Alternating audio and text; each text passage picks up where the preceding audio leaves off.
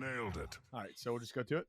Let's do it. All right. Hey, I'm Bob. I'm Jake. Welcome to Nailed It, the podcast. podcast. Hey, guest. Don't jump in on us. No. So we have a guest today. We haven't had a guest this season yet. Look at me. Yes. I'm the captain now. And of course, it's our good friend Dave. What's up, He's everyone? in the house. We've been talking about getting you on here since like the day we recorded. Yeah. We mentioned you from day one, mostly because we're in a band together. But Yeah. let's pretend we never met you before, Dave. Okay. Two bands. Hey, we never met him before. Go ahead and tell our listeners here who you are, what you do, how it is. Well, I don't Look at me like- leading the I don't conversation, like making it talking work. about myself that much, but okay. What are you currently doing? What am I currently doing? I am lead singer in a Disturbed tribute called Stricken. I'm the lead singer of a band called S2Ep6. I'm a backup singer, best bass player in the world, Lauren. Best bass player in Central PA, Lauren. I just want to let you know that. And She does. if you listen, want lessons, doesn't she listen? Does she listen? does. Yeah, she's Oh, one yeah. of our 3 listeners. Okay, great. So that we are. I just aware want, of. if you want lessons, I've been telling you a long time. I can teach you. That's fair. So- That's fair. But yeah, as Dave has mentioned, he is in. We are all together in the band Nailed It, which is where we got the name of this podcast from. yep. That is something. Actually, that has its own history. That was just you and me. Yes, it We was. were doing our acoustic gigs and our duo gigs, and we decided Close Enough was funny because that's pretty much what we were doing with our stuff. And then realized there was some other band in Central PA Right. called Close Enough doing acoustic covers. How many people reached out to us and told us that? Yeah, I we was got a good. I was like, like, you all right, know, well, there's a band called that. I was like, yeah, never heard of them. they're not us. No, I'm just and kidding. still haven't seen them anywhere. But that's fine. So So we you, switched- so you guys started as a duo. yes, I guess the history of that would be we were both doing separate things. I was playing with BJ. You were Mhm. playing with Katie at the time. Yes. And then we started picking up a couple gigs because I think either I was helping you out because she couldn't play, Mm-hmm. or BJ couldn't play and you were helping me out. Right. And somehow it ended up, we realized it was just better that way. And then we were just then it just evolved that we started doing more gigs together. So we decided we better make it some more official. And then after we did that and that was going well, we strong-armed Ken and BJ into changing See You Next Friday, the Yeah. whole band, into Nailed It because it just didn't make sense to have 2 different things going on. Right. And then, of course, that just is where it's been since. Well, that's not too far off from how I wound up playing shows with you. That's true. Mhm. Hey, you want to play a gig? Yeah. All right. Be here Yeah. at this time. Yeah. That's pretty much about when I joined, when it was See You Next Friday. Yeah. I was like, we're looking for a bass player. I was like, and he didn't think, because I haven't played bass in years. And I know you were a bass I was like, player. hey, I'll do it. And I just showed up one day, and BJ and I go way back. Way back. Way back. Yeah. From the band Seep, That's Back in the actually day. how I. or even further than that. He was in another band with me called Not Like You. I'm not sure I ever heard that. No, that was a long, long time ago. I was like, I don't even think I was 21 yet. Whew. So- Centuries ago. Or I then. turned, just turning 21. And one Whole day nother BJ, lifetime. BJ came out to the show. I was like, are you in a band? And he's like, no. I was like, now you are. And the next day he showed up to practice and he was in my band. Yeah, that's how it works. Yeah. it's- You know what? I just had another thing. It goes further back than Oh, that. God. I ran into BJ on my senior week. This is the story I know. Yeah. Yeah. Senior week. Just sitting. He was just I sitting out or was, something. Or you yeah, were, I was just walking down the boardwalk. I think I was hungover pretty good. senior week. It should be. And like a group of guys were sitting on the thing on that border, and they just yelled out, "Hey, do you play bass?" I was like, "I do." And they're like, "Are you from York?" I was like, "I am." It was sort of like that Step Brothers. Did we just go best friends? Yeah. Yep. Yeah. So, Yeah, that's So it goes way that's the back, story I but- had heard, but I had not heard about the other band. I don't know if Yeah. that ever came up that I remember. and I think we called ourselves Sherikhan. You know what Sherikhan is, right? No. Disney, the Disney tiger from the Jungle tiger Book. from Jungle Book. Oh. Yeah.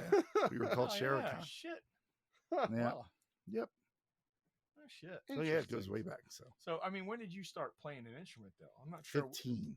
was gonna say, I'm not sure if we've ever discussed this, at any point about age-wise. I know you've been playing since you were a teenager, but Yeah, I started playing. I got a bass for Christmas from my parents. It was a little Epiphone. It was called the flower bass. It had little flowers on it. It was total hippie. oh, nice. But nice. yeah, I had a. That's where I started playing bass. I still play an Epiphone bass. I have my Epiphone P Hey, man, bass. whatever works. You when did you start singing? I mean, how did that even come about? It came about when I was in. It was a band called Promise Threat. You guys, maybe you're picking this up on the audio, folks, of the birds that have nested in my attic above the studio. So every so often they just decide to start chiming in. So just pretend we're outside and it's super calm. Yeah. It's ambient noise. Yeah, anyway, you were saying. It was a band called Promise Threat. I just went in there as a bass player at first, and one day the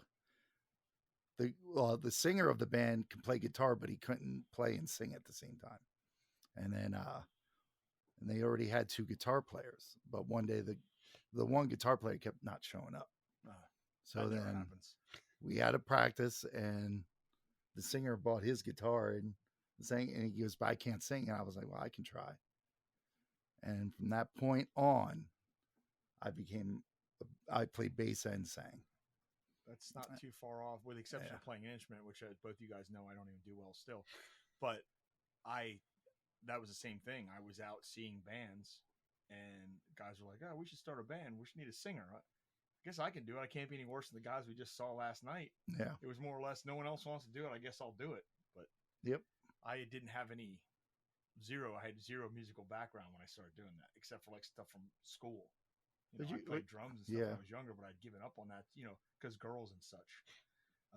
You were the hype man for Partial. That right? was later. Was that later? That was after I got into it. That was Jay really thought that was going to be something, and I really appreciated that he took the time. But man, nobody liked that.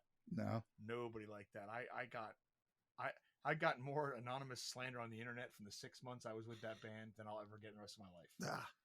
From people that it turns out I found out later. I apologize. It was me. I didn't want to put my name. I didn't want you to feel bad. It wasn't the same. I'm like, fuck you. Yeah.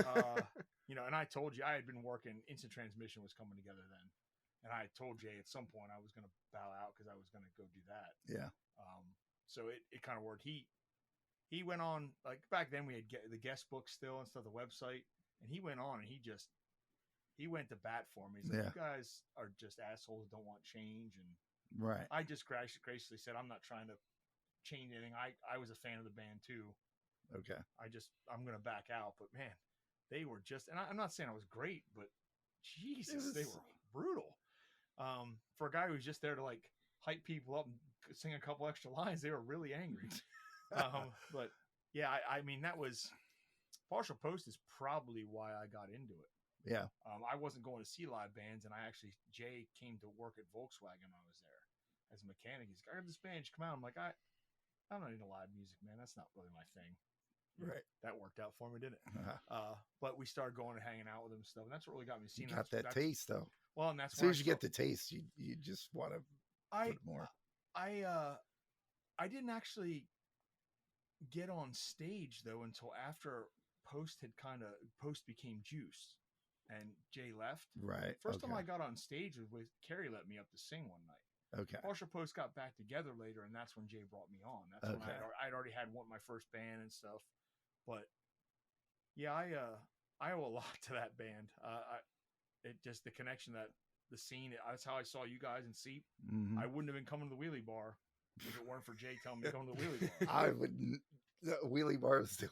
And then only time I went there was when I played. My first band, they asked us to open so much. I think we played there 2 or 3 times a month. Yeah. For like 6 months. Like that's the only place we're there. Yeah. Like I spent a lot of time in that place, but I would have never met a lot of guys. I mean, and I don't think we really chatted at all. I'm not even sure we actually physically met. But at that point, that would have been the same time I would have at least seen, if not, we'll say met you, Ray, BJ, right. Fran, like all you guys that I would come to later, you know what I mean, hang out with. Like, yeah. I saw you guys playing. I loved it. Honestly, I loved Seep. And and I'm sure you've probably told this to people in the ass. I mean, you guys wanted to be the next Korn. Yes. I mean, Well, it started off, well, you had the Korn vibe, like the music right. was very Kornish. Then Limp Bizkit came in, and I kind of meshed Limp Bizkit and Korn together, so Limp morphed it Bizkit. in there. Side note, I just found out yesterday or today, sometime this week is the 25th anniversary of Significant Other. I saw Okay. that. 25 years. Yeah. And that's the album that, I mean, $3 Bill was out, but that's the album that blew them up. And I'm like, man, 25 years. Jake was barely alive. Yeah. Were you? I was 1. Oh. Okay. Wow. This comes up a lot in our podcast. But man. the age difference between us. I think I'm going to go home now, guys. No, we're closer in age than we are to him. Don't worry about it. We outnumber him this time. No, yeah, but Seep was cool. I wish I can tell you all the big stories. I know we played out a lot, but that was a weird time.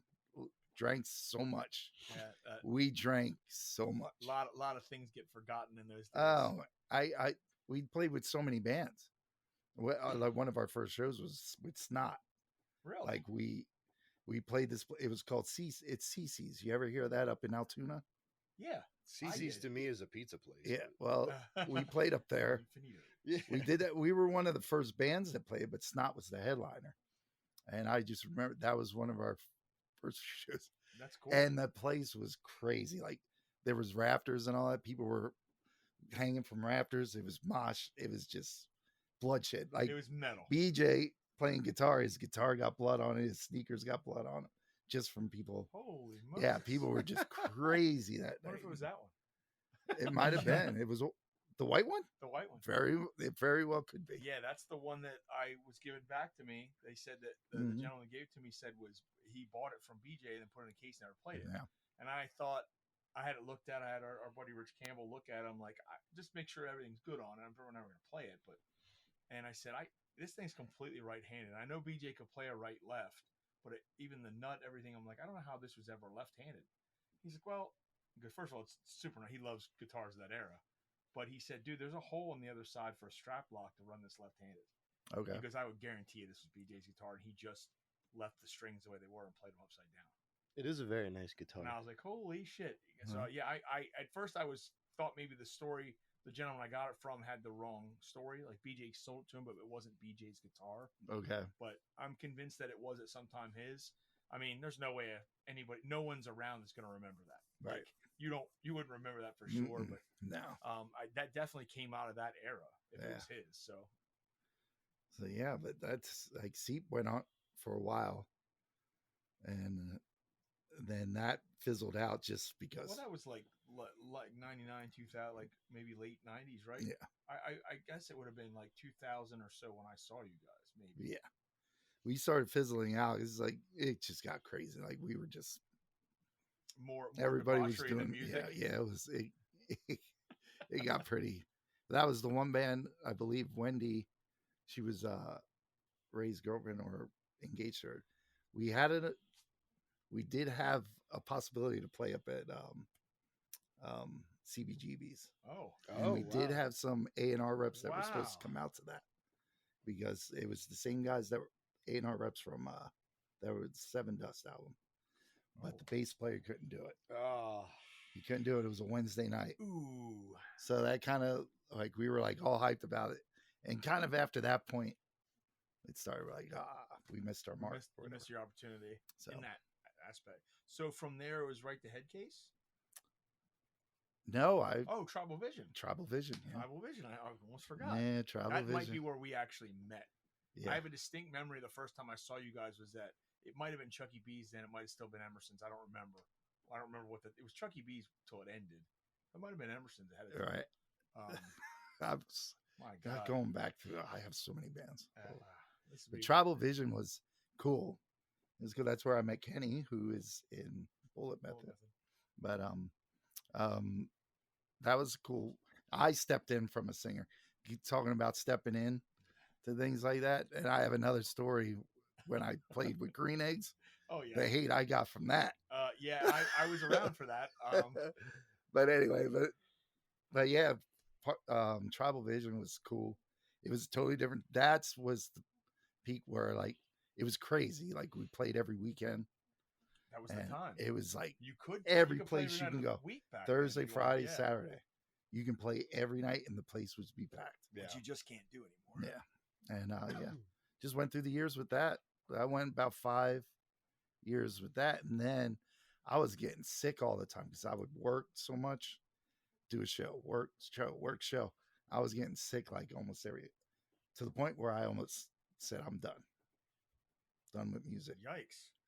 Because I was like, I'm sick all the time. It just can't be healthy. Right. No, not at all. But then, like after 6 to 8 months, I was like, people can tell my attitude. Like I was itching to do it again, and then that's when I joined Headcase. Now, Headcase was ground up, right? Yes. Yeah, that's what I thought. And well, I guess they were. Well, we all named it Headcase together, but they were a band already. So that was who I know it was Joe and John and Earl, Ray. Yeah. And you stepped in. Yeah. Ray actually called me and asked if I wanted to try out for them, and I went in there and yeah, that was a good experience. You guys did that for a long time. That was like you 10 got years. To do the Harley thing. Didn't you do the 100th anniversary? Yeah, up in like the main Milwaukee. plant. Yeah. Milwaukee. Yeah. We got some stuff.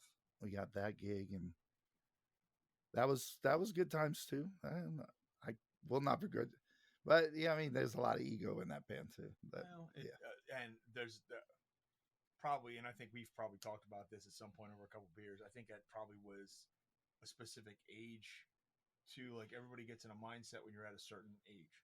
Yeah. Like you get your 20s, you think you can do anything. You get in your 30s, and if you're successful with it, yeah, then you think you are doing everything. You know, I guess I don't know. I mean, I wasn't involved in it. I mean, we weren't hanging out then. At that point, I knew who you were. And and you thought I was a total ass. I was going to say I remember, and I distinctly think I'm pretty sure I got that from one of your shows at the Village. Okay. Because we had never really talked, and I didn't think that of you really with Tribal, because you guys were just a different vibe. Yeah. But I distinctly remember being at one show at the Village. It's like, what an asshole this guy is. Like the way, but the way I portrayed myself on stage. But I didn't. Yeah, it didn't click with me, and I should have known that I was a guy who was also on stage. Mm-hmm. I mean, it turns out you are an asshole, but you're my kind of asshole. Yeah, I was like, when I'm on stage, like, yeah, you're a different guy on stage. Yeah.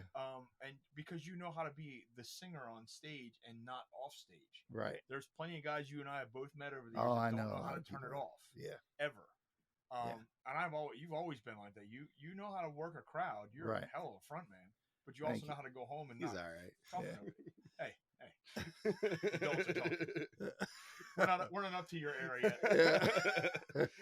We're still in the mid 2000s right now. You're still in high school. Jake will get more involved the last 5 minutes of this podcast. But I guess I had a lot of that perception, just being like that. But people wouldn't talk to me either. But people didn't come up to me and like. I think the music lent to that, not just the cover stuff you're doing, even the original stuff. It was an aggressive nature. It was I think to people that didn't know you guys, that probably the perception might have been these guys are hard rock metal guys. You know what I mean? I'm not going to speak for people because I don't understand people at all. And I've worked in retail my whole life, so. But I think at least for me, I think that might have been part of it without me really knowing it. Yeah. But hey, it was a successful thing for you. Yeah. Maybe one of the more successful things you've done, I would get, at least as far as the opportunities you got from it. Yeah. You wrote, 2 albums? 3. Well, yeah, it was kind of a mixed thing. Like we had one album that we just recorded in Joe's studio up garage. Right. And it was okay.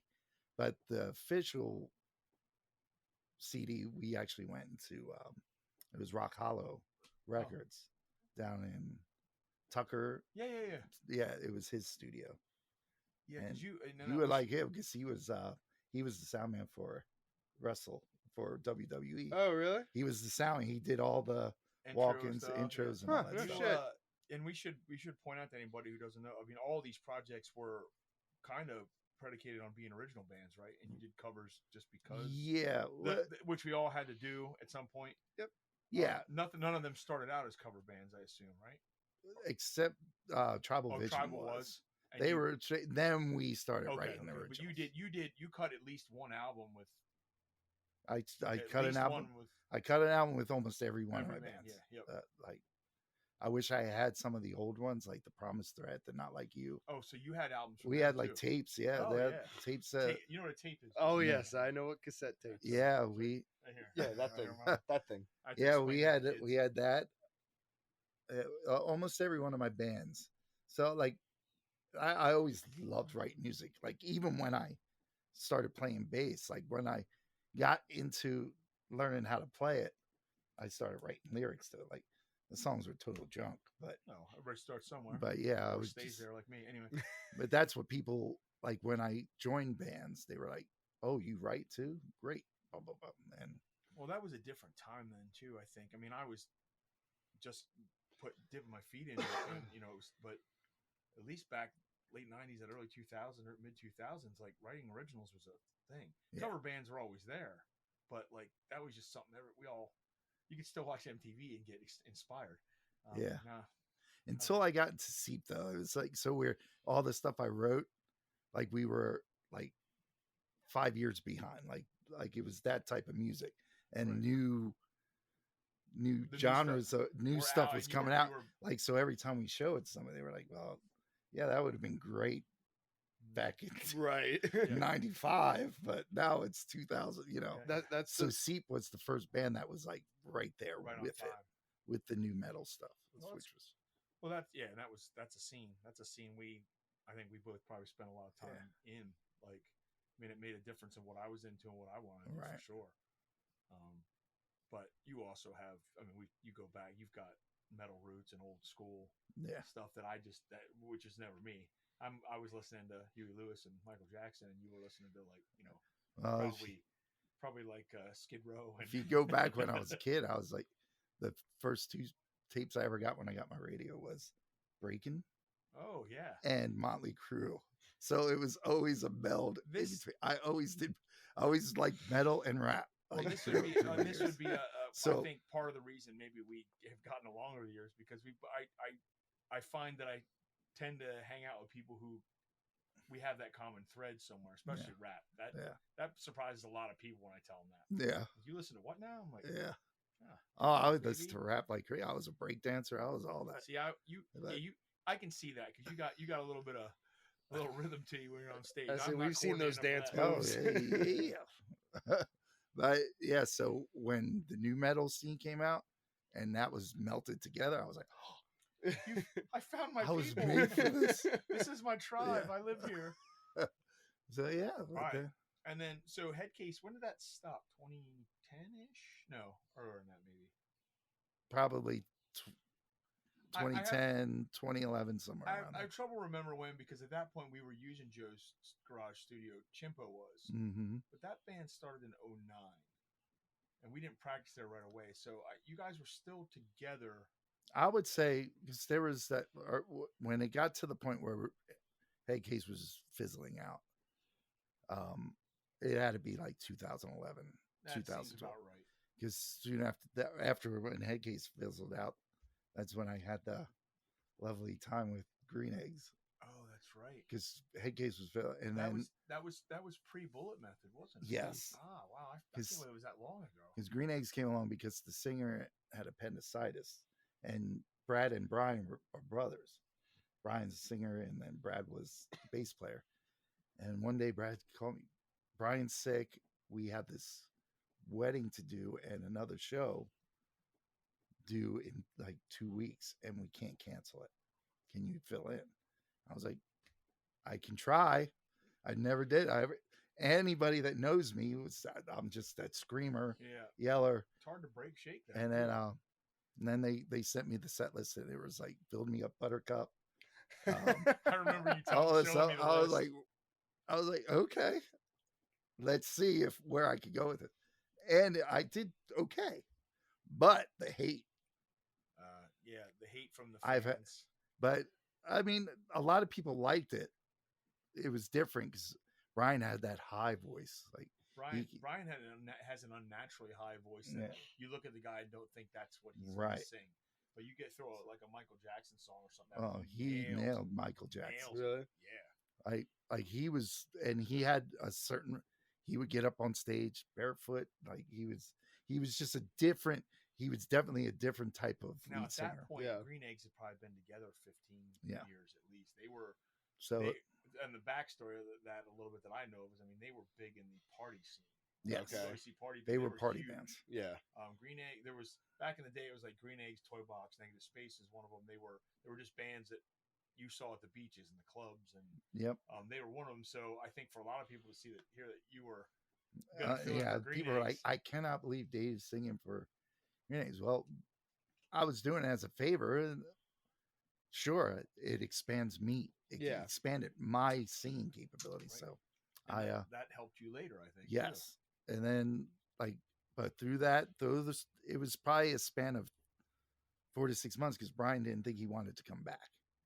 So Brad asked me if I would do the shows that they had booked, and that's where I met Jake, your drummer, From Fell from Zero. or Yeah. Fell from Zero. Yeah, Which blew my mind when I was approached about that band. Like, we got a drummer. I'm like, cool. So, Jake, he's the drummer in Green Eggs. I'm like, to play metal? yeah. He and I still joke about that 10 years later. He now. was a total metalhead. Because I remember when I came in, we did not rehearse with Green Eggs for that show I had to do. The wedding The show? wedding? It wasn't. I The wedding can't believe if it was the wedding or if it was for some reason I think it was the wedding though, because I Jeez. came in and they wanted to do a sound check, and of course we did Alice in Chains for a sound check, and I sang that, and I think Jake and the guitar player, I his forget name's now. Day. His last name's Day. I can't remember now either. No disrespect if he watches this or anything like that, No, but anyway, I'm sure he's gonna be real upset when he finds out. but they were nervous, rightfully so. I showed up and sang a couple songs with them.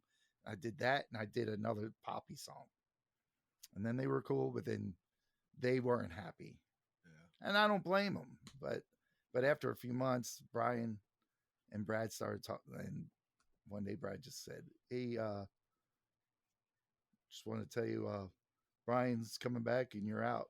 And click. I was like, That was the conversation. that was the conversation. I called him back. I was like, dude, I'm okay with it. It's like, I understand totally. You just, That was a little harsh. it felt harsh, but I had people come up to me. We're just going to call you not Brian.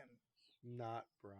I was like, okay. Yeah, that people are dicks. So yeah. Nah, I should say people like what they like, and I understand that. And people, Ah. especially in music, especially something established, they hate change. They hate it. Oh, and I they get it. yeah.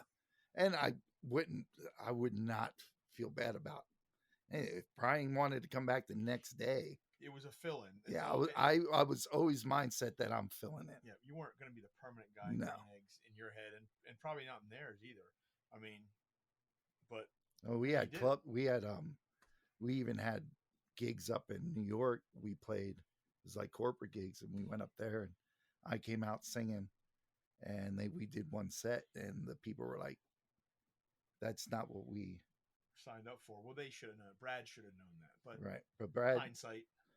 did tell them, but they were like, "This is not what we remember you guys as," because we were playing some different songs Right. that would be more catered to me. But Right. Well, you got to do that too. but yeah, so after that show, I believe I was like, I don't think I'll. Yeah, because I came to. Yeah. I mean, I saw you do it a couple times, and we did that trip to the beach at Nalu for my birthday that year. As we watched the Rusty Rudder across the street, who said they were closing that year and have been open 10 years Yeah. since. Just people in like droves, like buses getting dropped off. And who was the band that was playing there? That said that it was their last show too. Yeah, and people were just going over there. We were just watching them, and we're sitting there with like 12 people. Yeah. I'm like, oh man. Yeah, we looked over there. The place is jumping over there, and Nonstop too, just nonstop people rolling in like the whole time.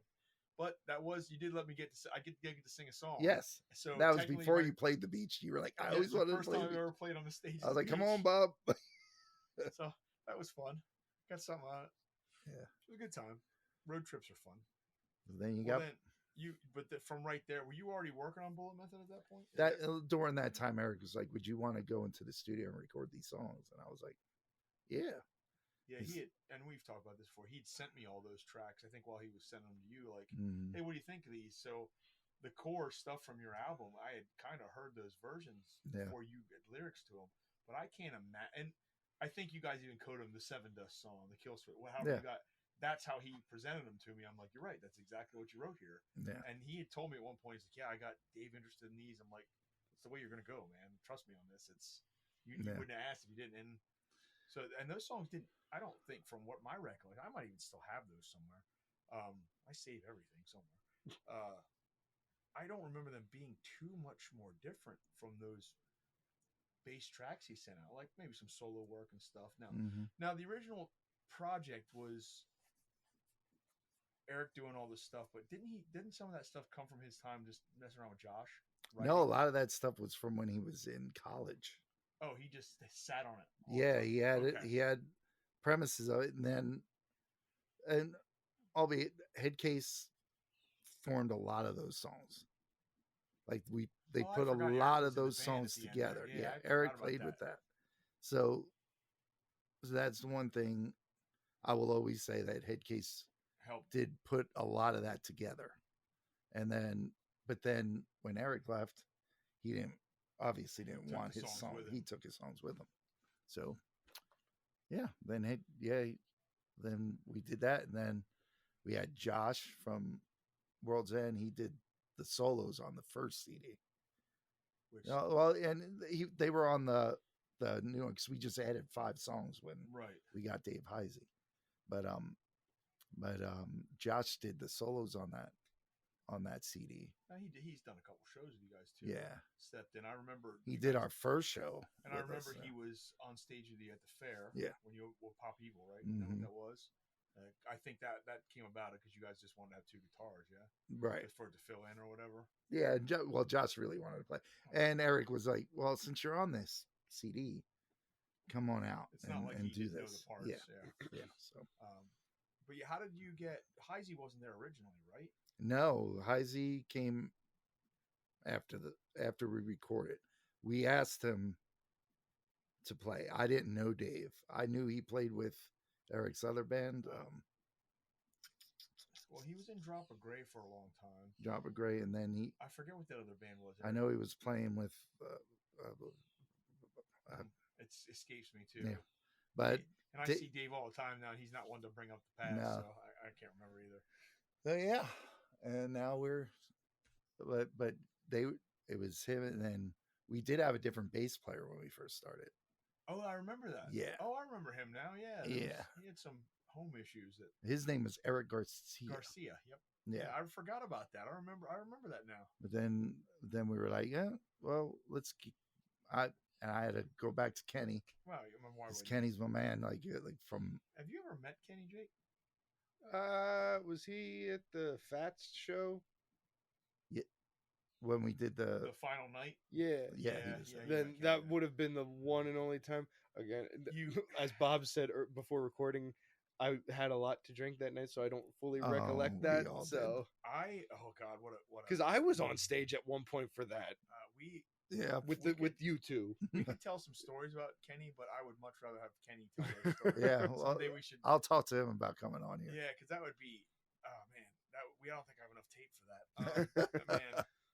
But yeah, so you brought Kenny, but so initially, let's just say from that, then it was you and Eric, Kenny, and Dave. Yes, the original core 4.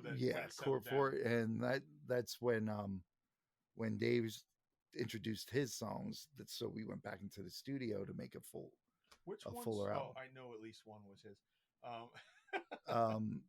Possession was Dave's first song on the CD that Dave introduced to the band. Right. And then there was Rip It Up, but that was something Eric had like in his little files. Of course. And then we just added to it. What was it? Taking Over. So maybe it was 4. Oh, and Faded to Zero. Let's say that. Yeah.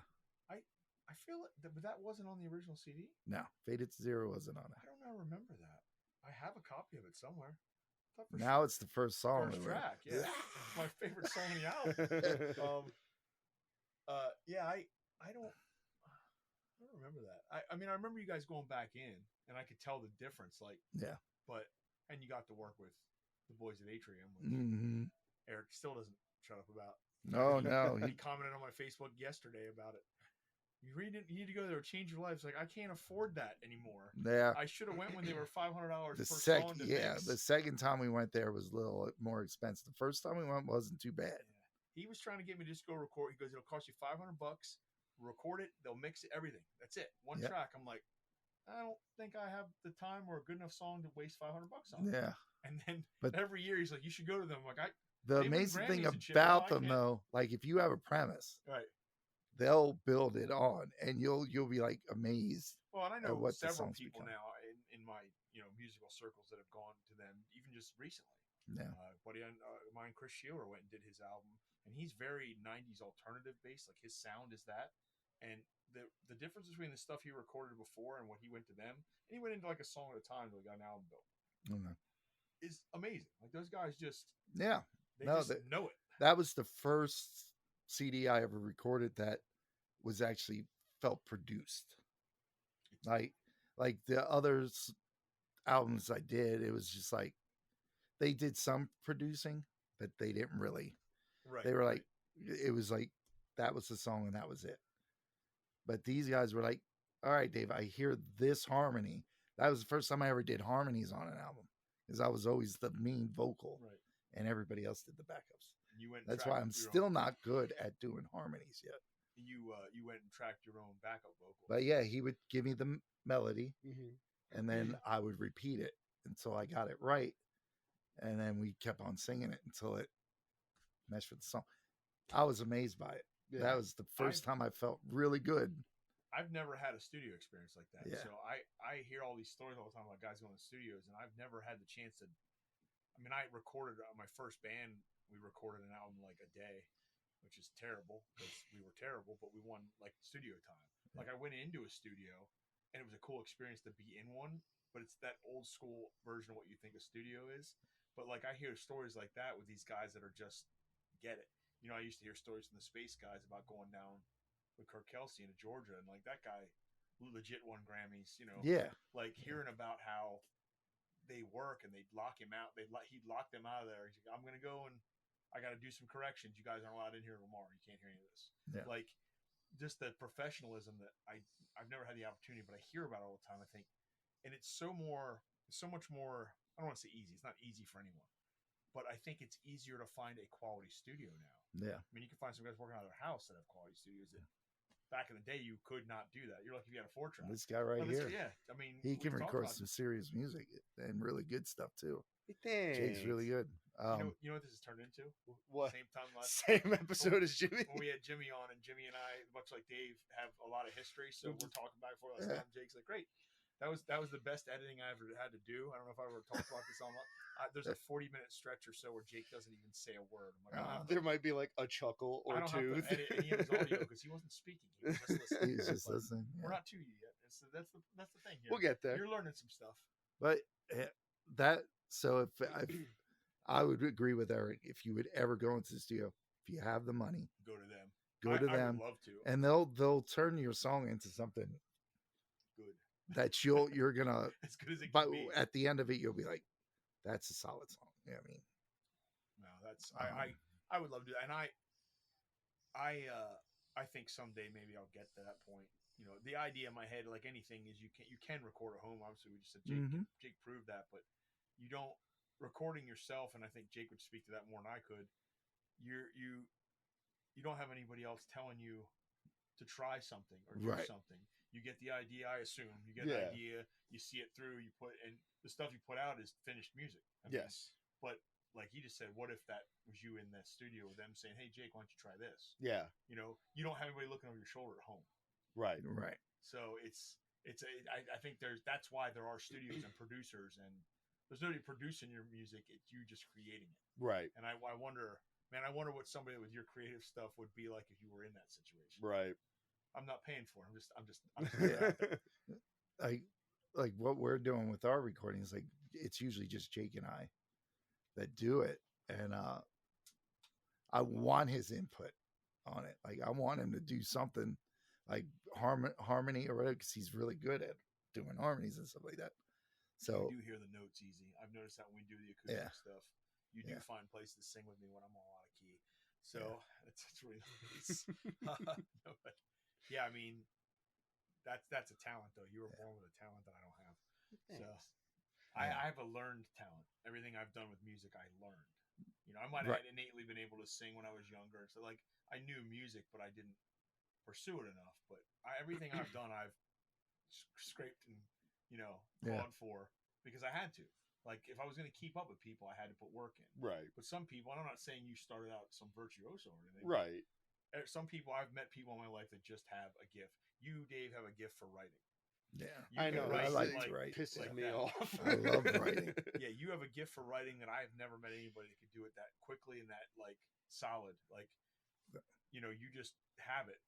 And this kid here can write a lick like nobody's business in any style. Well, that's what I said. I said this in the last episode. That when I wrote the working title when I wrote the working title of my definition, which then became "I'm Not All Right," I wrote it, sent it to you, and like within 2 hours, you had a full song written in lyrics. I was like, "This fucking guy over here." Yeah, he's always been like that, Jake. Don't look at you. Yeah, you give me something. I saw an old post of yours the other day about writing. I know we talked about it, but we never went any further. I had some stuff. Fellas from Zero was working on stuff, and you and I talked about a couple things. I think I'd let you hear a couple things we just never finished this stuff. In fact, we recorded 3 songs in our practice studio that we just never finished mixing. There was stuff we should have fixed. I have rough copies of all 3 of them, but the vocals are not good. Like I think I did them good enough to get a scratch track going, and we never fixed them. Okay. So he mixed it as best he could, but it's not good enough for me to go, hey, here's a Fell from Zero song. Yeah. Like the instrumentals are decent, but I'd never release that without re-recording. And at this point, when Andy had to move out of that studio and that space, he packed up the computers and stuff. They're in a warehouse somewhere. I don't even get the file. So I don't have any of the stems to go back to it. And I thought we had a track there. We thought we were getting somewhere. We had a bunch of, Donnie's a hell of a writer. So there was a lot of stuff that he had stuff kind of like you do. Here's a track, threw some drums on it. Yep. Let's see what we can do. We just never finished it because I write in long form. I feel like I got to write a novel, and you can't do that I think a little bit. I've always said I think a little bit of that is the hip hop stuff. You got guys that are just spitting out line after line after line because you do that in hip hop. The choruses are shorter. There's not a lot. It's just a hook. You're trying to say as much as you can. And you can get away with that in hip hop, but in a rock song, the structure kills you. You gotta be careful how much you say to fit in the time signature. And I always felt like I'm not telling the story I want to tell because why am I acting like an Italian? Hey, I just felt like I never could finish a story because I couldn't condense it into something that fit that so many bars and it's just again it all comes down to lack of doing. I didn't practice it enough or do it enough to ever feel comfortable with it. Although to be fair, I don't know that it depends on the person, I guess, who feels comfortable and doesn't. Like you might feel comfortable writing a song all the time, but maybe you don't feel as comfortable. And I don't know this. I'm just like writing it on guitar, maybe, or you know what I mean. Like maybe there's aspects of it that aren't the strong point for you. Or same with you. Maybe there's something about what you're writing. You're like like we talked about this a year or two ago with the drums. You were sending me tracks. You're like, hey, like, the only thing about it is it sounds like you're using my first drum station. Yeah. And I was like, try these programs, and you got what you're using now. The Get Good Drums. Get Good Drums, which is what Donnie used, and it sounds like good drums, which is what it's supposed to. Yeah. Like it's little things you just find confidence in when you do it. I just don't do it enough. I wish I had confidence in the recording side of things. Like I've recorded acoustic songs with me, like my songs, but they just I'm not taking the time. I haven't even touched it. You have to go back and mix it and make sure. Like my mixing knowledge is horrible. See, and that's the stuff I cannot mix songs.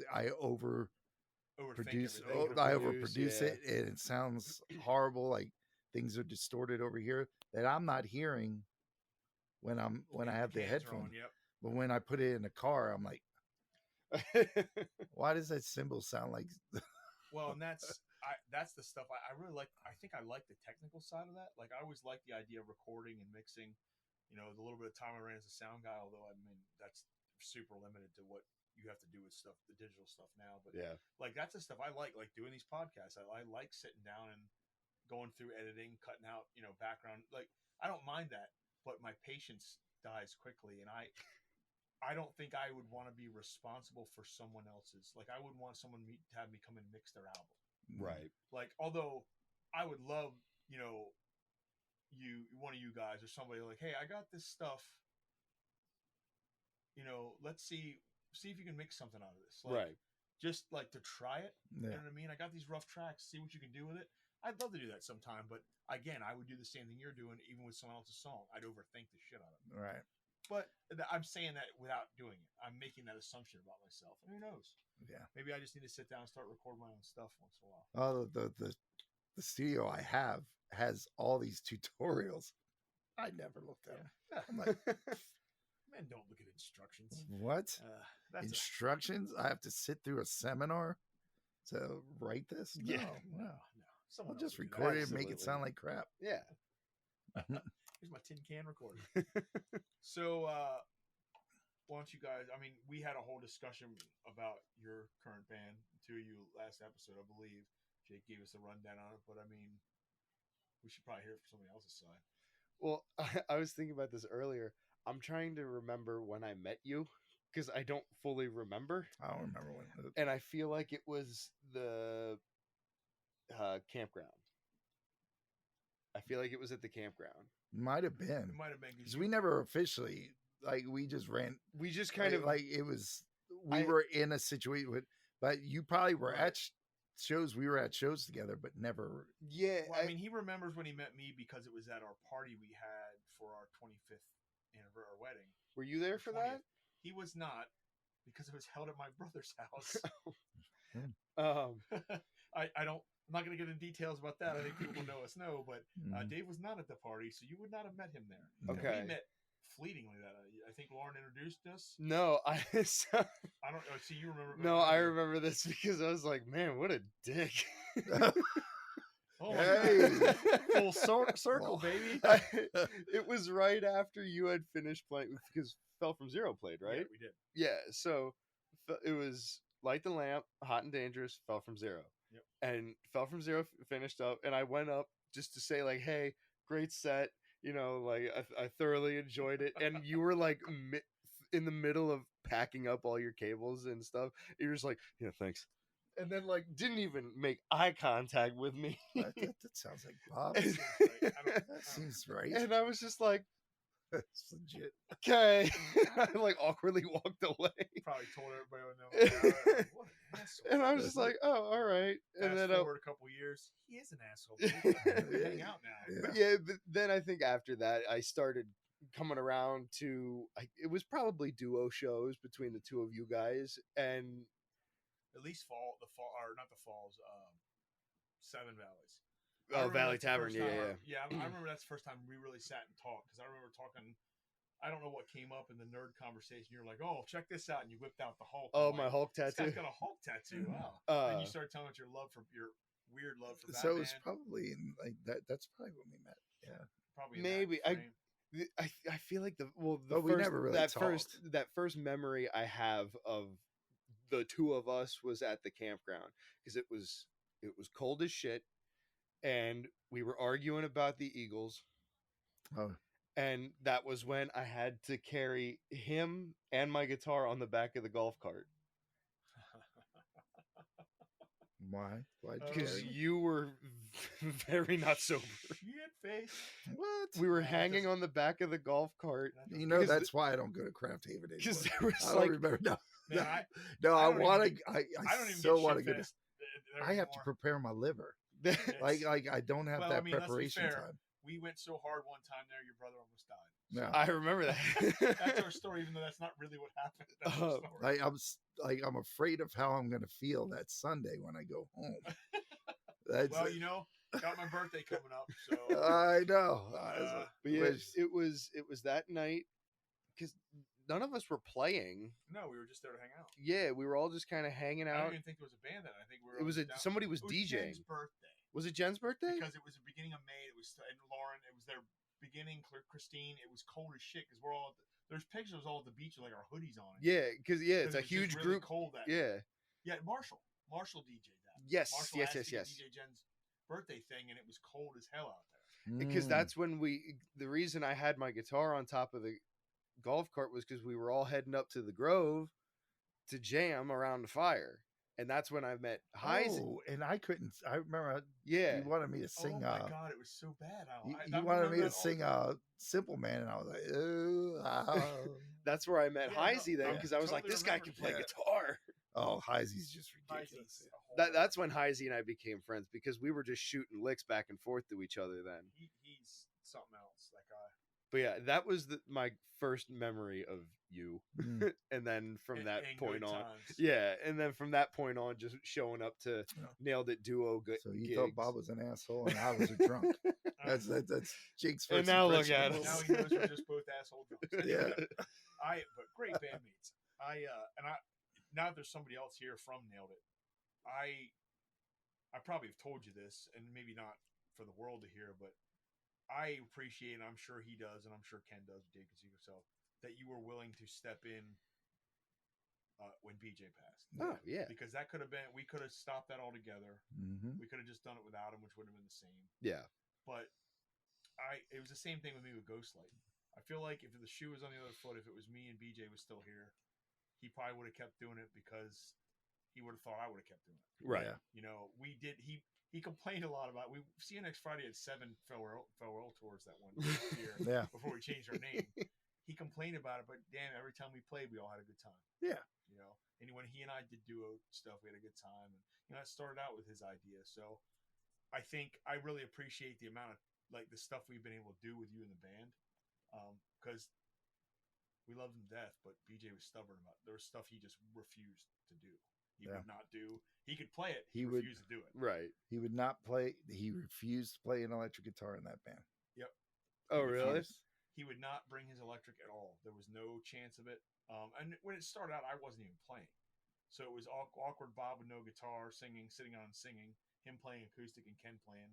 Yeah. At the time, he was playing a cajon. He didn't even bring his kit. Well, he did certain shows. So BJ always had in his head we were going to do something different with an acoustic band. Play different songs. We did. We played some heavy stuff on acoustic. Mm-hmm. But yeah, he would not. There was no bringing an electric to our shows. Right. That's not what that band was. Yeah. I So- feel like bringing. And I think that made a huge difference when we play as a 4-piece, having you playing your electric and me playing the acoustic. I think Right. it gives a dynamic that we don't have. Absolutely. I feel like bringing the electric in. I can't even remember the first time I did that. I don't know, because I'm pretty sure the first couple times you played that we even did full band gigs, I think you had an acoustic. Yeah. Hell, at some point there was a point where all three of us were playing acoustics. Yeah. We didn't even have the bass At the player. Union, right? Yeah. Oh no, I bought my bass. You from brought him. it. Yeah, that's right. Kept on changing. You were like, Yeah. you gonna change every other song? I was like, Yep. Probably.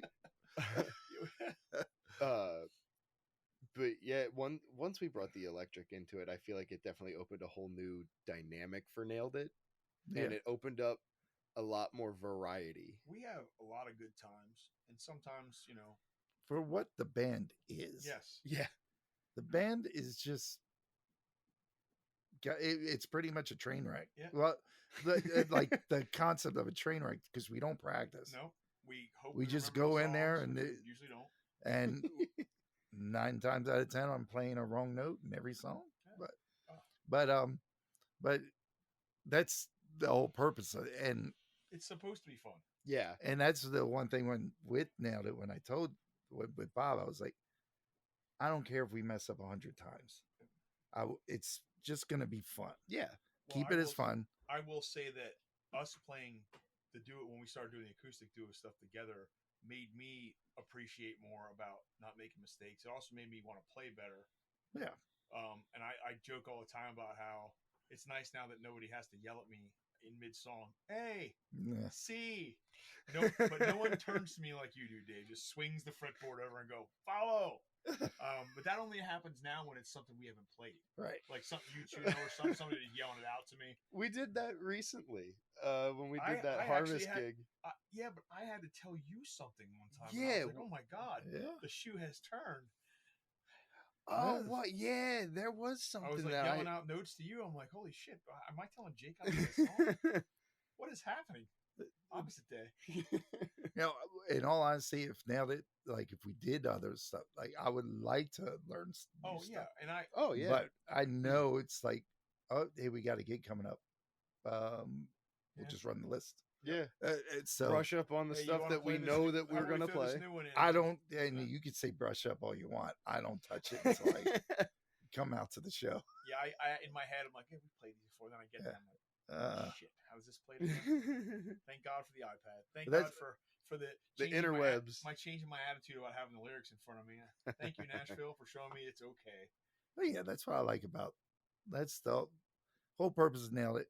I know you get frustrated, Bob, when we're running late. It's the, But- well, that's the sound guy, also singer, you Yeah. know, and making sure everybody's good thing. Like it's a lot. I gets hate it, doing sound. yeah, I yeah. hate doing and I'm saying it for the world to hear because I'm sure he's gonna listen. If Ken would just show up 10 minutes earlier, we wouldn't be 10 minutes late every time. He's Oh, always got some problem at like a minute till we're supposed to go on. that's all right. Damn it, Ken. But you know, Or he's got to pee or something. I just don't that stuff and anybody that plays with me knows that and people that go see us know that stuff throws my vibe off so Yeah. bad for a while because I'm too busy thinking about what's going to go wrong next instead of let's play Yeah. these songs. You know, we go that gig we did in New York for my sister's benefit. That might be the best set we've ever played as a band. Yeah, we just Like, went out. The energy was good. We went out. We knew the songs we were going to play. There was no bullshit, and that's how it's supposed to be. We also had Haven't had issues. we also had a professional sound guy. You know, we had like a room. Put that back on. Jake, I'm kidding. Jake has said, My bolts you know, we were going over our favorite place we ever played. Jake listed that as his favorite place he's ever played a show. Yeah, that Yeah. Touch of Texas. And it was show? because of Oh that, my god. the vibe of that. I mean, never mind that it was for my sister. It was just the vibe of that room was cool. It was a cool room. Would we have had that same aspect? And they asked, "You guys ever come back up here?" I'm like, "We would, but this isn't. You know, this atmosphere is not going to happen again if we can't play a show for them. Right. Like we hit that sweet spot of playing that hour or whatever, and just, Yeah. you know, we had the same thing with Lebanon at the Brewfest. Yeah, that We're was doing it again that this was year, fun. folks. What I would take. What was I going to say about that? I forget what I was going to say. It's fine. It's gone now. There it goes. It's in the It's ether. gone. It's gone. It's in the. Well, yeah, there it goes. Right out the window. Yeah. Yeah, I think Nailed It is exactly what it's supposed to be. And I Right. think that's why it works when we split down into different, you know, iterations of it. You guys playing or me playing with either one of you or whatever. It's still the same vibe. It's just when you and I play, well, when you're involved, whether it's with him or me, any of those gigs that happen, there's a different set of songs that come out when you're Yeah. there than when it's him and I. Right. And probably the same thing when I'm not there. There's stuff that isn't done because that's the one Bob does. Yeah. For, you know, that's the song. Those are the songs Dave does. I'm not going to be doing ludicrous raps when you're not there. Well, one because I can't. I think you can. We'll see. I'm going to watch him in a month when I go see him. Are you going to see him? I am. That's You know what? Why not? That's the one thing I wish. I haven't been to a show like a live show, or I haven't bought Something tickets. that wasn't your own. I haven't bought tickets in forever. It's. I want to go to shows, but Man, I'm I'm not just going to. I don't want to pay those ticket prices. I'm not even going to a rap concert. I'm going to a country concert too, which is new for me too. That's why you know what, you should come with me. I forget when it is, but to go see Wasp. Wasp, yeah. You guys would enjoy that. I would hate it.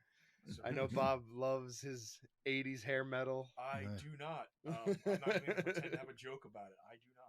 Oh, I respect a lot of the stuff that was popular, like even some of the stuff we throw into the sets. I like stuff that people like. yeah. But you are not going to get me to sit down and listen to an album. Like that's just not going to happen. Oh, Bob, you did say you'd never listen to country. I know, Dave, and now they call me Country Bob. Yeah, now he has you're the country nickname. Bob. Sometimes you have to bend a little before you break. Mhm. Dave Grohl taught me that. He's gonna be coming out with with Tassels flares, and- tassels, and everything Not one day. that kind of country. Eesh. Rhinestone cowboy. Look, my hat's backwards most of the time. That's as country as I get these days. I wear trucker hats instead of baseball hats. Yeah, okay? comes out with his trucker hat and hey dudes. Yep. Yeah. That's about as Morgan Wallen as I'm getting. I'm just saying. Uh, I haven't thrown anything off a roof yet. We'll get there. but kind of reeling back to when I met, or when Dave and I met, and we all started playing together. Right. I think it kind of clicked when we did our first duo show, which, if I remember correctly, was at Victory. Oh yeah. It was just the two of us doing a duo gig at Victory Athletic Association. And then I think just in conversation, like through message, we're like, hey, like we both do original stuff. And then I wound up sending you something I was working on. Right. And then we had just gotten to talking of like, hey, like, what do you think about doing an original thing? And I had sent you the instrumental and you the instrumental to All of Me. And Bob was like, he's like, this is a sick song. And then you're like, I have lyrics for that. Yeah, that's cool, man. Someone will write something on that. But then we got, like, within a couple days, you're like, I've got a guitarist, I've got a bassist. And then I was like, did you just get your other band? No. Yeah. Yeah. Pretty much. Well. Yeah. Well, which is organic a little bit and picking something. You're playing with guys. This Dexy's turned into something that I wasn't expecting. Yeah. Like the keys and all that, but it's working. Yeah. And I've not had the chance. I would like to make it more current, like with more current styling, because it is kind of a nod to the older. Well, yeah, it's kind of mixture. You run into a bad problem if you got keys. I think there's a fine line with keyboards and what kind of sound you're going to get. But there's so many bands doing that now with keys. Right, but so if you don't modernize it, you're almost always going to fall back into an older sound. Yeah.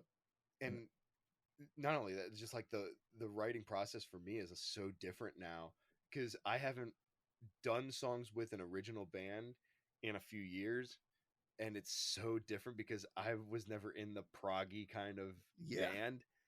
Prog metal is, and Joe and Matt are just those two. Good Lord. Hearing them two, it sounds like they're trying to solve some kind of schematic or whatever.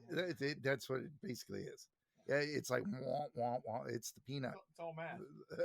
It's all prog math. Yeah, that's it. And we're listening to them saying all kinds of stuff. Oh, it's this augmented seven. Jake and I are like, yeah, I heard that little.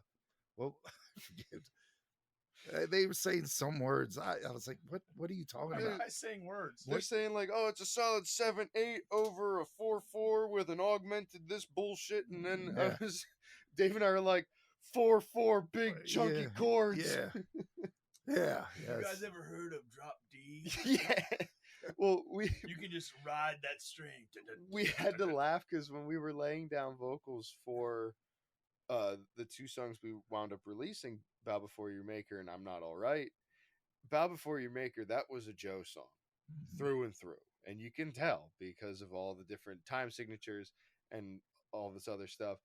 And then when we laid down the vocals for All of Me, or not All of Me, sorry, I'm Not All Right, which was a song I had written, you can tell because it is 4/4 straight chords, no difference. It's gonna, I think that's what's gonna mesh with the band. Like you'll hear this, what we can do this, and we can do this. Yeah, I can't wait till we do like a full blown rap. And you've had experience like that because Bullet Method had not maybe the prog side, but you had that album literally again was called No Labels because you guys were going to try anything, right? And you've had an experience where you were just doing different styles that still feel like the same band. So there's no doubt. I can't imagine you guys couldn't get to that. Yeah, I could see it. Yes, but we're not going to be going like Bullet Method would do 3 songs of country, and 3 songs of then we do poppy songs, and then we go metal, then hardcore, and then go and circle it all back around. the whole premise was we're gonna hit somebody Yep. in this crowd. Yeah. We're gonna throw it at you, And you did. and yeah. So 3 songs, the women are gonna be going crazy. Then we're gonna play the hardcore. The men are gonna be happy, and then This was one question I had thought of earlier. Is that when you had suggested about bringing in a keyboardist, where did you find him? Where did we find Shane? Shane was. Well, that's when Steve was in the band. Yeah. Shane was which Steve in a Type of Negative band, Okay. and he has it, and we weren't sure, like about. Well, I'll be honest, we weren't sure because we kept on canceling. Yeah. So we weren't sure if this band was going to even go anywhere. Right. So we knew Shane had the ability for that, and then we had the guitar. So, but I wanted. I said something to Steve about it because I wanted to mix the new style, and I'm hearing a lot of keys now. Yeah. So I was like, let's just try it and see if it sticks. Yeah, I remember you had said, like, hey, how do you feel about bringing in a keyboardist? I had never played with a keyboard, Yeah. so I was all for it. I was like, sure, go for it. And Shane, it's spitballing a new idea. Like, And Shane definitely adds a whole nother layer to it in a good way. yeah. And not only that, he's a goofy dude. I like Well, it. I would imagine Shane's cool. too, especially Dave, for the time you spent in music and writing, and I mean Jake's time.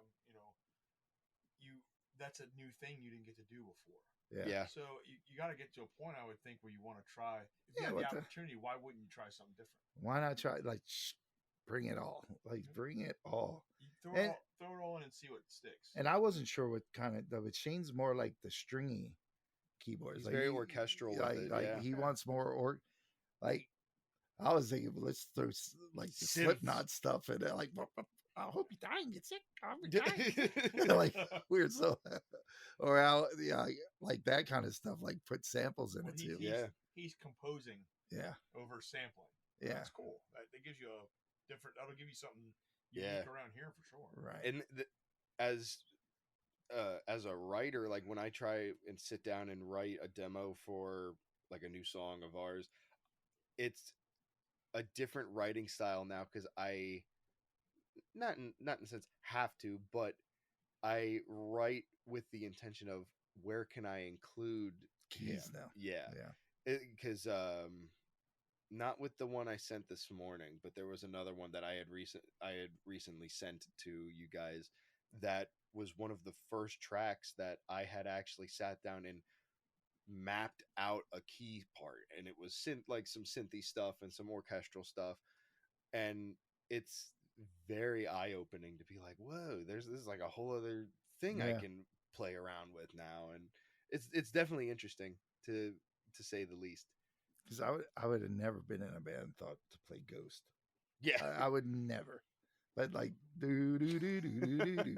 I mean, but it's As Bob sits here and judges. Yeah. I'm not judge. I mean, I judge everything, but Yeah. I have thoughts. But it's only about There he ghosts, goes. not about Like- you guys. He's got his arms crossed and everything. Oh yeah, judging. Judging while we're talking, or he's about ready to Can't fall do it. asleep. You can't even do an interview. Or without Bob's gonna be judging. like, Now they're talking about ghost again. Jesus. Let's just say I'm not a fan and move on. I was never a fan of him, but I there's was two always songs. a fan of them, but because I'm a fan of gimmicky bands. Yeah. And my boss at work calls me out on it all the time because I'll come in with a band and be like, check these guys out. And she's always like, you and these bands that are either dress up in costumes, wear makeup, Electric have- Callboy. yeah. These guys are awesome now. Oh my No, god. I So went unique. I went in the one day with, it was the day after I saw Sabaton, and I went in with a playlist of their set list, and I was like, check these guys out. And she's like, this is the most boy music I have ever That's heard. fair. And I was like, this makes you want to ride into battle and, fight things. It's And definitely like Viking fight music. I love it. And I have a love for the gimmicky style of bands. There's a reason that music exists. For people like me. Well, yeah, but you're not the only one, or it wouldn't be a thing. So we put on like costumes for the last show, I saw. and Jake was all on board. I was like, so as soon as happy we about said that. of course. As soon as they were like masks and makeup, I was like, boom, I got one and I'm gonna wear it. Two things I would point out with that. One, took me by surprise. I didn't think that's what you guys were doing. Two, I realized immediately after scrolling through 3 pictures that you didn't keep to it very well. No. Because it's the same No, thing I got to happens- work something out with it. I have an idea for Same it. thing Though. that happens at Halloween. We think it's a great idea, and then we get 3 songs, and we're like, "Oh, fuck this." Yeah. I could have wore it the whole night, but I was. It's like 3 songs deep, and he's like, "Fuck this." I'm sweating. I can't see. Everybody else kept their costumes on. So Joe was a trooper. Yeah, Joe. He had like a doll mask on and a saw it. dress. And the dress was too small for And him. he just played the whole night with it on. I'm like, dude, that's mean, crazy. Hey, find a thing, I guess, right? Yeah. Now, our Joe, is that the same Joe you guys have been referring to about a studio or something? No. That was different Joe Joe? Nelson. Yeah. Was the guitar player and Headcase. in Headcase. That was his place. Joe was the drummer. Your Joe was the drummer in Headcase at the end. Okay. Is Um, that how you met Joe? Yes. Okay. And I played in a couple that we did like when Bob's like I didn't have any tribute bands, but when Bob was getting started with Next to Nothing, he was like, I need a tribute band for this. Can you do this? he did, I was like, well, I can do you it. did Korn. I can do a Korn. Stained. You did Papa Roach. Papa Roach, and that's when somebody brought up Disturbed. Yeah. And I think I remember you talking about this, like Steve had contacted you or something. I'm like, I don't know why you don't go do this. I Like just you're so good at this. I always And- never wanted to. I but never you're- wanted to. Well, because people kept Yeah. people when you sing Disturbed at Bullet Method shows or Headcase shows, you sound well. I've seen the guy several times, and David Draymond's amazing live. You sound better than him on those songs you do. Yeah. Well, You sound more like he sounds on albums than he does live, and I think that's what people got to. And I think it's probably a good thing that people are into Stricken. There's nothing like it. Although I don't know why I get shit for being in a band, tributing a band that's still playing, but you don't. I see people rushing out to see Foo Fighters tributes. Like, this is amazing. I'm like, they still play. yeah. I catch shit every time we do a show, even if it's once a year, from some random troll on the internet. I don't know why you're doing a band that we can still go Oh, see. I've gotten crap I like that. on my stuff like too, like especially when I do Sound of Silence, and I'm so tired of seeing my mug on video doing that song. people It's like love it, everyone Dave. just records that song. I'm not, and There's so many other songs I do well, I'm not a huge fan of that version. but I get a lot of crap for that.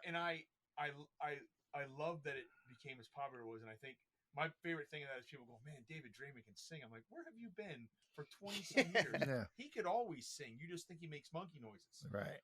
But it just doesn't do anything for me. It's beautiful. I just don't need to hear And it. that's the main thing with the monkey noise thing. That's everyone still says that. Uh-huh. Like that's all they know him as. And it's not Just true like at all. hi, my name is. That's Yeah. all like people bust on Eminem about. It's just hi, my name is. That's like, or he's just a wah. Yeah, like it's that not. guy. And He's just he's that guy. not. But I know He's why. very people, talented. Well, I know why people remember him for that. Mhm, That we didn't have anything like that when Disturbed came out. Nothing. mhm. But yeah, I see. I mean, that's like the only video I ever see from Stricken Yeah. is you doing Sound of Silence. And I don't know. I wanted to tell you this. I hadn't been able to talk to you. Jake and I talked about this. There's another podcast I listened to, and I promised him I wouldn't bring it up every episode. Although he did thank us today for bringing it up last episode. He had a guest on, Chris Ryder. You familiar with him, the photographer? Yeah. Chris was talking about you on his podcast. This is the Dave Gates solo musician podcast. Okay, right? Dave Gates. He had Chris Ryder on, and Chris was talking about specifically seeing you, and that song is what he heard the first time he saw you guys. He knew who you were from other things, because he's around the scene all the time. Yeah. But he'd come to see a show, and he knows Steve real well, I guess. Steve may have tattooed him, actually. Yes. And he saw you, and you guys started playing that, however you have it sampled in, or however you guys do the keys. And he's like, "Oh man, I like this guy. I hope he doesn't screw this up." Like his initial reaction, maybe a lot of people are like, "I hope he does this right." Mm-hmm. And he said that's the thing that he remembers the most about seeing you that first time in that band, and then subsequent times that he's seen you, is how well you do that. Like enough that he elicits like an emotional response out of it. Like, and I think people do. Well, that's the thing too that gets like when I'm submitting to play a club, Right. like I think that's what gets In the us door. in. like the Connecticut thing. Like the guy was like, send us some songs before we were. And you Eh, sent him Sound of I Silence. I sent them 3 other ones, and I sent them the Sound of Silence, and then they're like, okay. Yep, we got you. We're here. So Well, and I guess that if you want to play the game, and I and do the wanted thing, to nail that song. Like that's the most I worked on that song. I worked on that song the most when I first decided to join it. I was like, we got to do it because if we don't, like, I want that to stand out. sorry, sir, we only do 80s Joel. Yeah.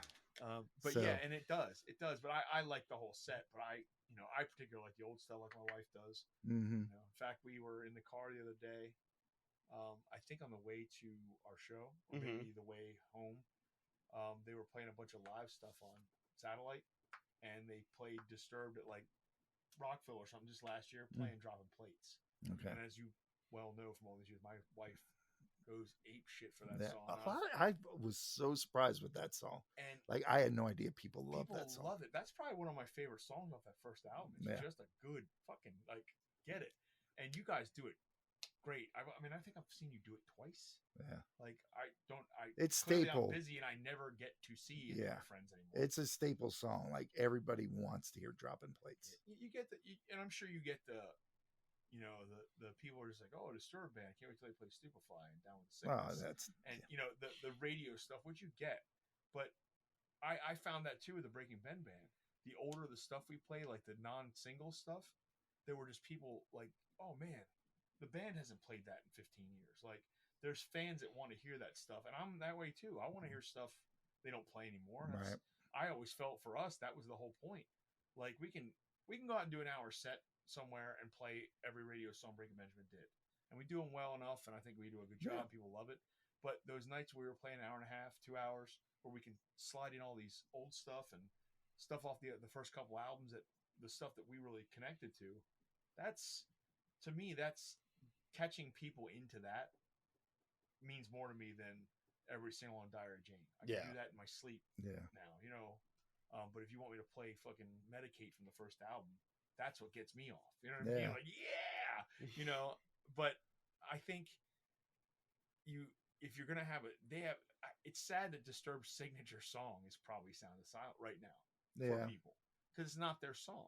They've always been very good at covers, except that one. I forget what that one was. It wasn't so great. The U2 song. Yes. Yeah. Not still great. haven't found what I'm looking for. Not a great cover, but I mean, we Fell From Zero still does Land of Confusion. Yeah. Like that's now. Do you guys do that? Yeah, we do that. I was gonna say I was wondering. Well, one thing that we don't do shout, Really? which we should. That's but there's a whole bunch of like background stuff in it. Like when it breaks down, you can't really hear it. Like if it's not there, it's just the song falls flat. You almost need a sample or something running. And that's what we're working on. We're actually trying to get like to a studio to get those tracks out. Like, because we just basically do the beginning. We don't have a track all the way through the song. Right. But if you listen to all the Disturbed songs, the tracks flow all the way through. They clearly they're very mechanical. They wanted everything to work a certain way. Yeah. But that's the one flaw I would say about us right now.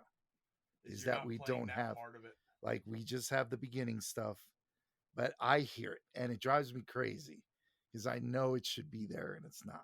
And you're wondering if people are hearing it too. Then you start second guessing if someone hears it. Right. So that's the only down thing I feel about. Yeah, I'm not crazy about doing all those songs, but yeah, I still. But you do. It's still fun. It's fun. On average, how long are you guys playing in a set? Like, we're doing. We basically do like an hour and a half show. Like, but this past show we broke it. Do you split it up at all? The bar actually asked us to take a 15-minute break. Okay. Like do an hour set, 15-minute break, another hour. It was just us. Which it was cool. It's cool. We did have another offer for up there, but we couldn't do the date. I'm sure the guy's doing an Ozfest thing up there. Yeah, okay. And he wanted to start. I need to get back on something with Nick about love drafts and get it on a bill. And the last one we did last year was fun because of the bands that were there, but we didn't know anybody there. like it's nice to meet other guys and stuff, like other bands, but it's also nice to like get on a bill with our friends that do tribute, like Right. especially locally. That's one thing I've never done is I've never been in a tribute band. I thought you just did a Green Day thing. That was No, that was something totally different. That what Dave is referring to, over the past 2 weekends, I was a pit player or a pit musician for Dream Rights Theater Okay. here in York, and they were doing American Idiot the musical, Okay. and they needed musicians. And initially, I wasn't gonna do it, but I was convinced into doing it from Ed Allison, because good old Ed. he was doing the Sunday shows for both weekends, which I wasn't able to do, but he couldn't do the Friday and Saturday shows. Okay. So I said, all right, I'll do the Friday and Saturday shows. That first weekend, they were nice enough to have me, compensate me a place to stay, so I wasn't making the trip back and to forth and from Schaeferstown. And then it was super fun. And you talk about learning stuff last minute. It was like, I'd say Tuesday was when I got in touch with them. Wednesday they sent me the music. They said, all right, rehearsals Thursday, opening night's Friday. Wow. And I wouldn't have been able to do that. and like, don't get me wrong, I knew a lot of the material. I knew, American Idiot, Holiday, Boulevard of Broken Dreams, Are We the Waiting, and I said to Bob, there's 2 songs that aren't on that album that are in the show, which were Know Your Enemy and 21 Guns. I knew those songs, but there's a whole chunk of stuff that I knew the songs but didn't know how to play them. Hmm. So I had to basically cram the night before, go to rehearsal, and hope to God I remembered it. And the rest of the members that I played with, Jay, Adam, BJ, Charissa, and Roth, they were all phenomenal musicians that were very easy to get along with, easy to work with, and very professional. So we were able to work everything out. And then there was a couple mistakes here and there on the opening night, but as we went on, we got to tighten loose ends, and it was a lot of fun. It was definitely a different experience because I would love to do something. I had never been in a pit. So, in essence, you were in a tribute band with actors. It's fine. It's fine. Yeah. Kinda, yeah. Well, what do you think tribute bands are? We're all actors. We're acting like somebody else. But no, it was super fun. It was super fun to be a part of that because, like, I hadn't done theater stuff since I was in high school. Yeah. Because I was always on the other end of it. I was always acting in the theater shows. Acting. I was an actor. No, like last time I had done something like that was my senior year of high school when I was the lead role in Beauty and the Beast. I was the beauty, by the way. Right. I assume you were a guest on. Yes. Anyway. But no, that was definitely like my first and only taste of being in, I guess you'd call it, a tribute band. Mm-hmm. But yeah, that would definitely be something cool to do, is to do a tribute. You just got to be prepared for the bile that you get. Yeah, you're gonna get like, yeah, you're gonna get like, we've had, like, 'cause we're all bald, pretty much on Steve, I, and Jay. Mine is We're Joe. all bald, and, like, we had to think, oh, they're all trying to be David Dreaming. Like, you get comments like that all the time. It's just. I got that from early on too. God doesn't look like Ben, doesn't sound like Ben. I'm like, well, where? Yeah. Did the music sound good? Or I mean, kind of, they were like, yeah, at least the instrumentals. I'm like, that's at the beginning, and it's still nowhere is listed. It doesn't say tribute on any of our stuff. It just says we said the music of Breaking Benjamin, because to me, I think you and I have this.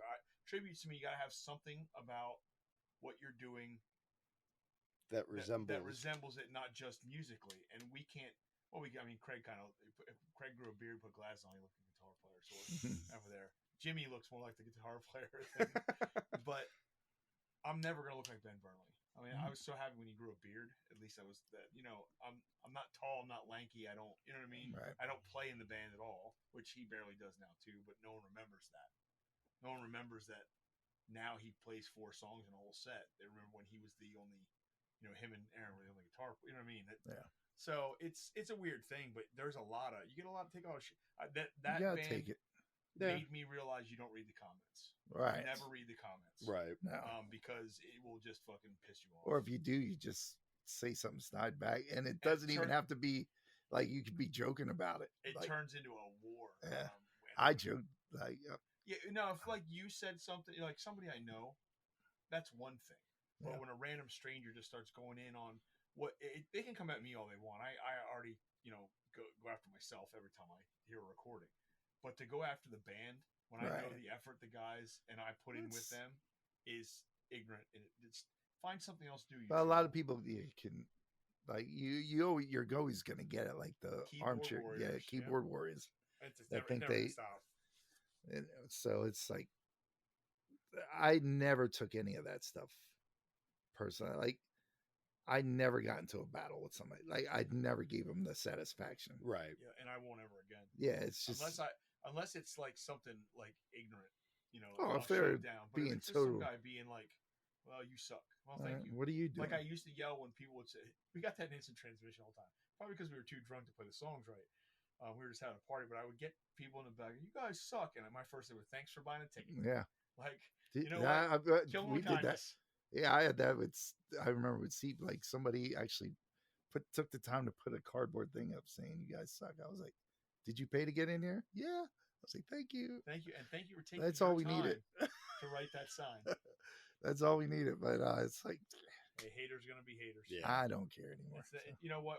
You get to a point where it doesn't matter. Yeah. I would worry more about that if it was about my. Especially if stuff. you know who you are. Yeah, we're all talented. Yeah. We all have talent. It's like you can complain all you want, but are you doing it? And actually, the guy that I was like, at least we have the balls to get up on stage and do it. The guy that was blasting next to nothing. Once we did a little research, he didn't have any. Right. He was like an angry man that probably got kicked out of 50 bands. Yep. Because of his attitude. It took about 3 clicks on his profile to realize what kind of musician he was. Yeah. As a DJ, karaoke DJ at that. Fantastic. It didn't matter, but it mattered in the moment because when I tried to back away from it and politely say it was our first gig and we don't even know if we're ever going to do it again, when he started coming in, then Craig and Jimmy started coming in. Oh, couldn't, and I was like, now you get Craig and Jimmy. Now we're out of hand. Like for Craig to actually speak up about it. Jimmy, Jimmy. Woo. he's laid out in his old age. Oh, well, but still, you get if you get on his bad side, like he's gonna come at you. Oh, yeah, he'll attack, and that's okay. That's good. Well, I think we're running longer than I thought we were gonna, which is cool. No. We've had plenty of long shows. It's kind of how the guest episodes go. Yeah, I like to let people talk, but let's talk about what you got going on this week because that's this week Big Bullet Method reunion at Love Drafts. Yep, we're gonna play our whole CD, the 4 original members, in the band. So we're gonna do that. We have 8088. I think that's one of the bands. Felt Side Out and Silver Tongue. Yeah. So they're all the support for the show, and we're headlining that show. You are on roughly 11 o'clock, I'm told. Yes. From Mr. Heisey. Yeah, between 10:30 and 11. I'm going to air his dirty laundry here. You know what he's got to do? Yeah, Heisey's got to. Dave has another band he's been playing with, a bluegrass band, which is doing well. They're playing some basically battle of the bands more or less to play a bigger thing. And he found out just this past weekend, that they're last on it, and they'll be playing up till 9 o'clock if it's running on time. And he's got to be at Love Drafts to be able to set up. It's a 15-minute. It's like a 15-minute changeover. And he's like, that. No, it's a 15-minute. They're playing for 15 minutes. 15-minute changeover. No, they play from 9 to 9:15. Oh God! And then he's got to throw his shit in the car and drive from the other side of Lancaster County. Oh no, to Mechanicsburg. I'm probably gonna roll in and throw my amp on stage, make sure I'm in tune, and we're gonna go. Yeah. Because I just feel like that's what's gonna happen. I'm like, you know what? He didn't know. He knew it was gonna be that day. He didn't know if they were on it. He didn't know if they were gonna be when they were playing. Like they just got all that stuff last week, I guess, because he told me about it Thursday when I saw him at. He was at our show at Fiorentino's, And Yeah. I was like, dude, you are. He's gonna try to insane. see if he can get an earlier slot, but I don't know. I mean, But if he can, like he he can. said, you guys were. This was something you guys were doing either way.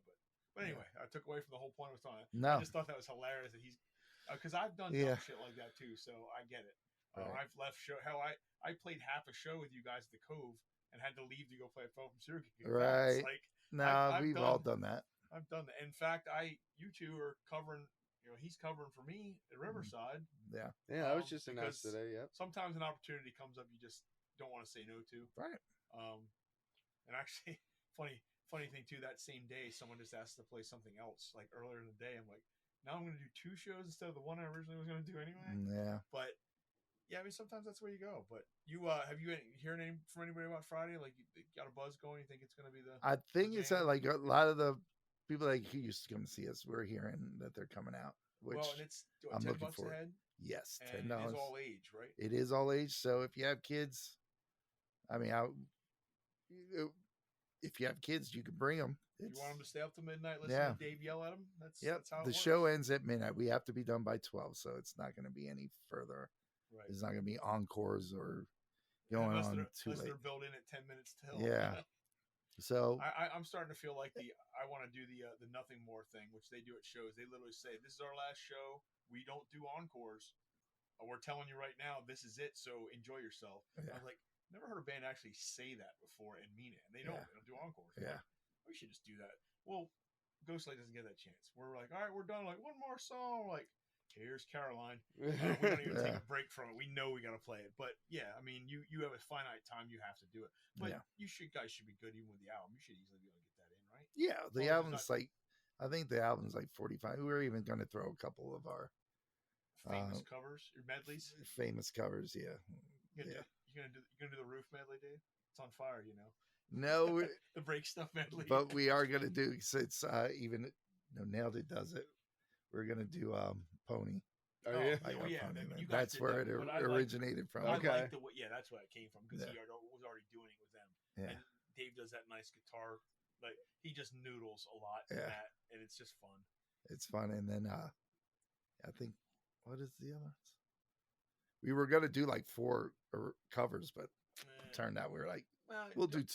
You'll end up talking to the crowd and stuff. You know how it goes. You lose track quick. We have time, we will, but so that's cool.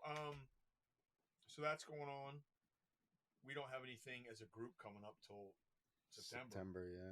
Yeah. We have the Lebanon Brewfest thing again as a 4-piece, and that's the week or 2 after you guys are playing the Riverside gig. Yup. And you and I have a Seven Valleys gig, Valley Tavern in September as well. September is the next time I think Nailed It plays as a booked thing. I think and so. Of course, I got solo gigs, and you got solo gigs, and you got solo gigs. I have one this weekend. Yep. Oh, that's right. You're playing Saturday. I am, this Saturday, I am at the Sherwood Inn. Have fun. I just played there last Saturday. I saw that. I am there. Or last Sunday. Sunday. Yeah. I didn't realize you were there Sunday. I mean, we wouldn't have made it. I did see that you were there. I'm at the Sherwood on Saturday. Next Friday, I'm at Fender's. That's the 27th. I think so. 27th. You might see my smiling face. Ooh. Going to see Hardy the night before, so. And then you and I are doing a party the weekend. The block party the weekend after. You both got booked separately for the same party. Yeah. And you're both in the band together, but that's not why they booked you. Well, so it was funny because you were just talking about like being offered a show on the same day of something that you've already got going on. I've been offered 2 other shows aside from that on the same date, and they're all private parties. I got offered 2 different things on the 6th of July when I'm already playing, and you guys are already playing. Because that one was the guy came up to us when we were done because he sat in with me on Father's Day, which is good because my voice was not great from singing 4 hours the night before. I gotta watch that. Having to sing 11:30 the next morning was a little rough. But a guy came up and asked if we were free the 6th for a graduation party down in Rising Sun. I'm like, well, let me see. I forgot you guys were playing. I knew that. I'm like, let me see what the guys are doing. I was like, I play here till 3. I said, if you want to have the party at like 4:30 or something, Rising Sun's 10 minutes from Northeast. Go, or I can meet you guys there. And then I realized you guys are both playing the block party, and Ken's away camping. So Yeah. I was like, yeah, I told the guy, I was like, I appreciate you asking. And he even said, I didn't really hear what you were playing, but it seemed like you guys are pretty good. Are you guys free for a party? I'm like, this is the weirdest ask. Yeah, I've ever Yeah. had. He emailed me like that night. Did he really? Well, that day when I got home, it said, hey, I just talked to you. I wanted to email you so I didn't forget. I'm like, you just go back to your seat and. So, Yeah, I have a private party this weekend, like Oh, in yeah. that same Oh, the same neighborhood. development. In that same, it's a different person. So you're playing a party, then 2 Yeah. weeks later you're going back Playing to their the neighbor's house. Yeah, and they said all the people that were playing at that probably going to be at this party. So That's cool. I have to learn some songs that I've never That's the played thing about private party. Do you know this? before. Yeah, I just confirmed that This is that why. date with them the other day. This is why I keep private parties mostly to the full band, because it's a lot easier to learn something if there's other people under pressure too. Also, there's stuff I can't learn. I can't play alone. I'm just not that guy. I am basic rhythm singer guy, and that's just what I'm gonna be. So Yeah. it is what it is. Well, All if nothing else, you guys got nothing else? I don't think I have I anything. do not. I actually have a weekend off. We're gonna go have a poker run at the campground, and I did get a Legacy. show booked for October. I don't want to hear about October. We don't talk before ahead. Yeah, Ghost Light's got. Well, we're playing down Northeast. We're playing Northeast almost exclusively this summer, except Thursday nights. What time's that run? Your Poker run. Poker Poker run. It starts at 3, I believe, and goes all night long. oh, good luck. I usually the last couple of years, it just turned out I had a show on. They do it twice a year. I had a show both times, so I had to come back to everybody being an absolute shitball Wreck. mess. Yeah. Now I get to be part of the shit. I got 2 hands to play. Maybe win some money. Who knows? Can do some shots, eat some food, and hang out with my kids. Chill out, man. Yeah. Yep, we're gonna have a good time. I got to do a little work down No, there. I'll be playing. the bio kid. Oh, okay. Yeah, Jake might make an appearance. We heard. Trying to convince him to come down after the gig. Maybe. Dude, you could pack up from the Sherwood and be down there in no time. in like an hour. Yeah, and we would just be having a great old time at that point. We'll only be a couple hours into it. Yeah. Just saying. And keep in mind, Dave, August 3rd, having a party for my birthday. The 3rd Okay. annual Pickle Shop Bob birthday extravaganza. Hot and Dangerous is playing. Oh. Our friend Travis from the Victory is DJing. And there's probably going to be at least one other band. I'm coming home from the beach. It's fine. Stop in on your way. What beach? Going down to Kilgore's, right? Yeah. Yeah. Dude, it's exactly 2 hours from their spot to our front step. I know it. 'cause I've Kids. done it. Hey, you've Alright. been to Craft Haven. It's fine. Alright. I'll meet you at Let's see. Brass Balls. Yeah, well, No, yeah. no one's ever going to Brass Balls anymore. That kind of That's an upsets Ocean me. City. No one goes That there upsets anymore. me every year. We're supposed to go down there, but the Nobody does it. Bodacious biscuits and sausage The gravy. We've been talking about this for years. And Oh, I think please the put last it time in- I was at Brass Balls was with you. Last time we spent any time in one of our Ocean City vacations. Please put it in the title of this episode featuring Bodacious Dave. Yeah. Bodacious. I like it. That's your name in my phone.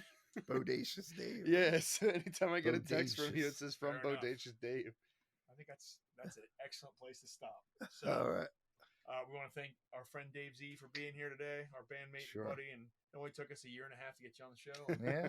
We'll do it again. We have something to talk about. I have Sure. talked to Jake. I would actually like to come remotely to a Dyslexia show and interview the band. Okay. That would be weird for him to be on either side of it, but I think that'd be a cool thing to do. And maybe I'll grab some sound bites from the Bullet Method boys. I won't have time. I'm not coming early. Well, that being said, we got that in the can. So I'm Bob, I'm Jake. I'm Dave. and this has been Nailed Nailed It It the the podcast. Podcast. We'll see you later. Bye bye. Bye. Nailed it.